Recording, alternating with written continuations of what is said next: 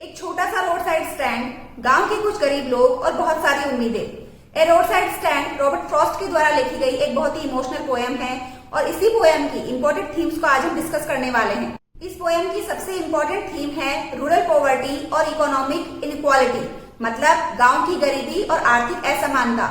इस पोएम में गांव के इनोसेंट और गरीब लोग सड़क के किनारे एक छोटा सा स्टैंड बनाते हैं। उनको ये उम्मीद थी कि शहर के लोग जो इस सड़क से गुजरेंगे वो जरूर उनके पास रुकेंगे और उनसे कुछ सामान खरीदेंगे, जिससे उनको थोड़ी इकोनॉमिक हेल्प मिलेगी और उनका लाइफस्टाइल भी थोड़ा बेहतर हो सकेगा। लेकिन गांव के गरीब लोगों की ये उम्मीद लगभग कभी भी पूरी नहीं होती।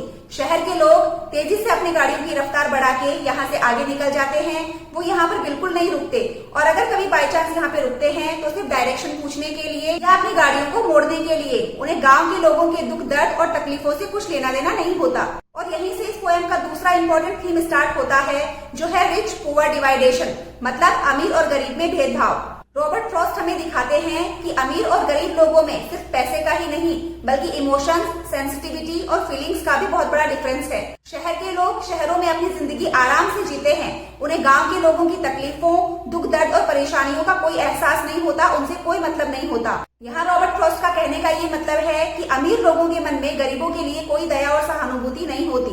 और यहाँ पर इस पोएम की तीसरी थीम आती है होप एंड डिसिल्यूजनमेंट, मतलब आशा और निराशा। यहाँ पर सड़क के किनारे बनाया हुआ ये स्टैंड गांव के लोगों की उम्मीदों का सिंबल है। यहाँ पर पूरे दिन भर लोग आस लगाए बैठे रहते हैं कि काश कोई कस्टमर यहाँ पे आए, वो हमसे कुछ खरीदे, हमारे पास भी कुछ पैसे आए और हमारी तकदीर बदले। लेकिन उन्हें पूरे दिन भर में सिर्फ निराशा ही हाथ लगती है। एक और इम्पोर्टेंट थीम इस पोएम में डील होती है, वो है negligence and exploitation of rural people, मतलब यहाँ पर गांव के गरीब लोगों को इग्नोर किया जाता है, उनको नेग्लेक्ट किया जाता है और उनका शोषण किया जाता है, उनसे झूठे वादे किए जाते हैं। इस पोएम में उन लोगों और उन एजेंसीज के ऊपर भी बहुत बड़ा व्यंग्य किया गया है जो इन गरीब लोगों की मदद करने का दावा तो करते हैं, लेकिन वास्तविकता में उनको इन लोगों की परेशानियों और समस्याओं से कुछ भी मतलब नहीं होता।